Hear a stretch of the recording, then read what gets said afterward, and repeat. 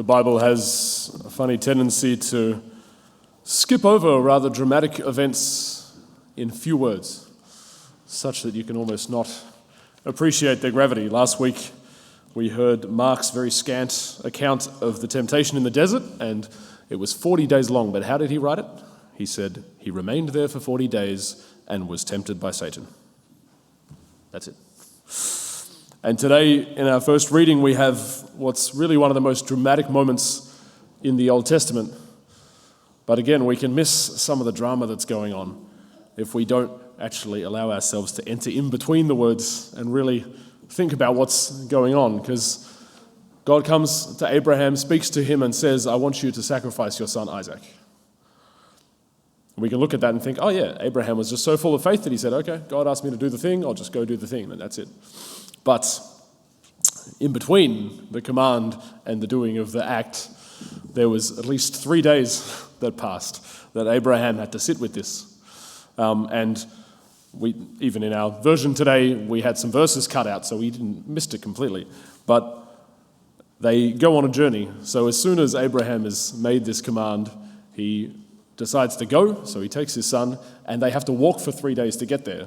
So you can just imagine him torn within his heart that the Lord's asking him to sacrifice his son, but also walking beside his son, going, oh yeah, there's some nice mountains, and hope the weather's really nice today. What else do you talk about when you're on such a journey? He obviously didn't tell his son what they were going to do, or too specifically, but at a certain point on the last day, they ascend the mountain, they leave the servants behind, and they take the wood, and Isaac's he's cottoned on now that it's pretty clear they're going to make a sacrifice. So he says to his dad, and just think of Abraham's heart, the father's heart as he hears his son say this. There's the wood and the fire, Dad, but where's the lamb for the sacrifice? I can't imagine the pain that Abraham would have been wrestling with then at what God was calling him to do. But we can easily skip over it. Now, Father Dan introduced Abraham to us last week as a father of faith, as an example for us in the living out of our faith. And he was introducing this theme that we want to tap into all throughout Lent of living faith. This is, I just want to recap how Father Dan laid it out for us. It's thinking of this promise that we have in the Lord, this new life that he offers us. God's promised us that there's this experience of communion with God, of communion with others, of life and freedom and joy, which we can find within ourselves when we're flooded with the grace of God, which we'll enjoy forever with him in heaven. And Abraham is an example of how we get that, because the key to tapping into that is faith. So we're going to be looking at the different ways that we can exercise our faith, the different ways that our faith needs to be made active so that we can tap into this new life. The first invitation last week was about holding on to the promise of the new life, the vision of new life that God has given us, keeping that before our eyes. But this week, I want to shift our attention to the path that God takes us on to get there, because we have a journey to get to that new life, to open up to it and to share in it more fully. And it's a bit tricky because the path that God wants to guide us on to get there is the path of the cross. That's the path that we're all called to walk along, that God wants to guide each one of us on as Christians, the path of the cross. Jesus says that those who find their life will lose it, and those who lose their life for his sake will find it.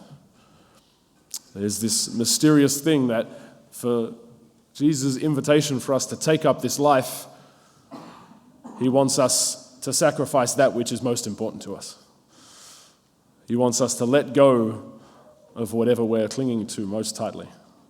We see this in this account with Abraham, and God knows how important his son was to him, not just as any son is to his father, but even in God's promise to him, because Abraham had been walking with God. He'd been trusting in the promise of God.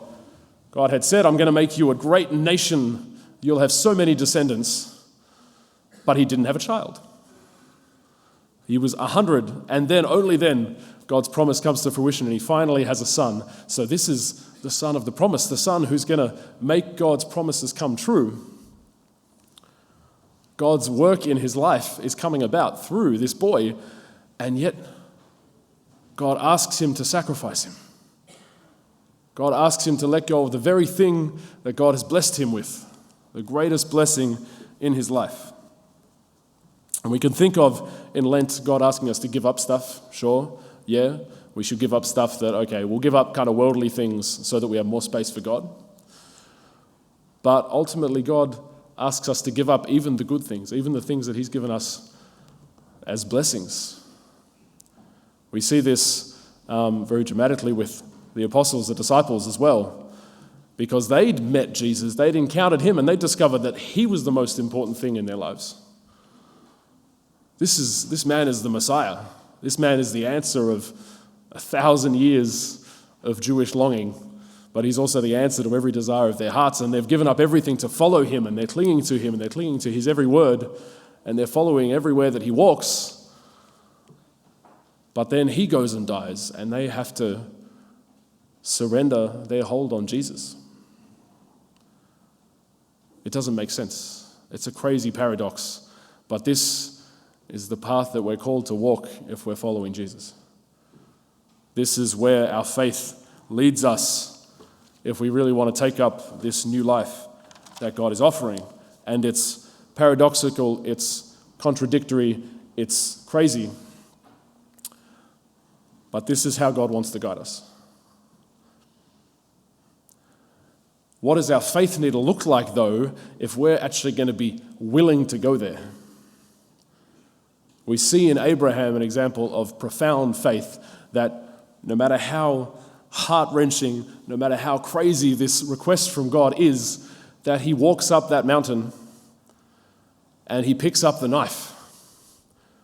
He was willing to make that sacrifice because that was what God was asking from him. What does our faith need to look like if we're going to be able to make that sacrifice that God asks of us? If we want to look in our Catholic tradition at a saint who teaches us to follow God's guidance, to listen to him and go where he leads, then St. Ignatius of Loyola is the go-to. He's the expert on discerning God's will and following it, and he says that if we're going to try and figure out God's will and follow it, then there's an attitude we need to have first. He calls it the first principle and foundation, the attitude that needs to be there even before we think about going this way or that way. He says we need to have this attitude in our hearts. And I can summarize it like this. So the purpose of our life is this new life that God is offering, to enter into communion with him, to enter into God's glory, to give him glory through everything that we are. This is the purpose for which we've been created, yeah? So Ignatius says that we should desire that so much that everything else in life only matters, and we should only hold on to it if it's going to lead us to this new life. And if it's not going to lead us to this new life, then we should be willing to let it go. Whether we let go or hold on to anything else depends on whether it's leading us into this new life, whether it's going to be for us God's will and lead us on that path. St. Benedict, our own St. Benedict, says it in even fewer words.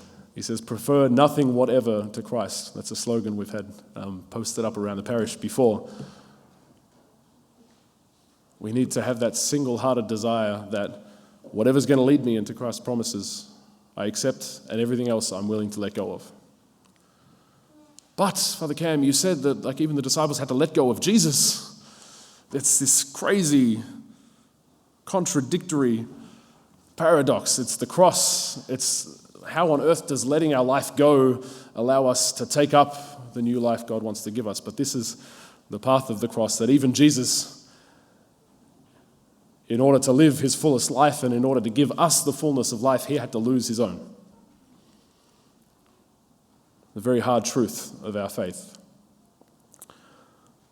This is why it's good that we don't skim over how difficult it was for Abraham to hear that invitation from God and to walk up that mountain. And even though it's a very hard truth and it's a hard question to ask, I do want to ask you, and I want to ask myself, what is God inviting you to sacrifice? What is he asking you to surrender to him? And are you willing to surrender it? Do you find that hard? I certainly do. I found that hard asking that question at each of the masses this weekend, let alone facing it within my own heart. It's a difficult question. But I want to finish by offering you one other example in the faith. We've seen Abraham, and we've seen the amazing faith that he had to actually go through with it, to do what God was asking. But I want to offer you another example that I hope is encouraging too. I want to have a look at Peter. We hear today in our gospel how Jesus gives this profound experience to his top 3 disciples, only to Peter and James and John. He invites them up the mountain to this moment when he is transfigured, when the glory of his divinity shines through, and his face was blinding light, his clothes shone white, his identity as the Son of the Most High was shown. And the church usually speaks of this moment as kind of a gift for these disciples because they were going to go to the cross. Because Jesus is starting to turn his journey towards Jerusalem, towards Calvary, where he's going to have to die. And so this was a moment of encouragement that these disciples are able to see this vision so that they can be strengthened by it, to be able to walk that path, to be able to hold their faith while they lose Jesus on the cross. That perhaps if they've really actually seen with their eyes this amazing experience of God's majesty, of who Jesus is, then they'll be able to face the cross and stick with him. Yeah? But what did Peter do? He still fell. He still failed. He still didn't have the strength of faith within him to follow Jesus on that night.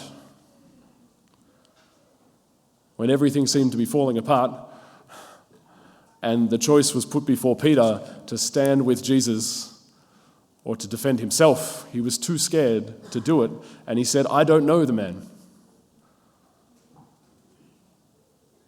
And this is the man who Jesus gave us to lead the church from the start. A man who failed. It's beautiful that in the Gospels we see so much of Peter's failure, his stubbornness, his presumption, his weakness, his fear. But this is the man that Jesus gives us to lead the church. And this is an example of what faith really looks like for us, because when we try and stand up to this invitation from the Lord to sacrifice everything, it's hard. And we don't have the strength to bear with it. We don't always have the courage to take that step. But why Peter was still given to us to be the leader of the church was that whenever he did fail, he turned back to the Lord. Whenever he faced his emptiness, his weakness, his stubbornness, he surrendered that to the Lord too. And this is what our life of faith looks like as we follow God's call, as we follow his guidance, that yes, we're going to fail. If we earnestly set out to follow where Jesus calls us, we're going to come to the end of our own strength. He's going to call us at a point where we feel we can't walk that path anymore. But the beautiful thing is that when we meet our own weakness and our resolve is not strong enough and we just seem too proud or too vain or too weak or too fearful to tread that path, we discover that the only thing we actually really have to surrender is our weakness. But that's the example that Peter gives us. That to truly trust in the Lord, to truly put our faith in the Lord, isn't about surrendering our strengths and our wonderful talents to him. But in the end, it's just about surrendering even our weakness and our emptiness. And this is the surrender that allows us to put our faith in Jesus and to follow how he guides us. on that path to the cross.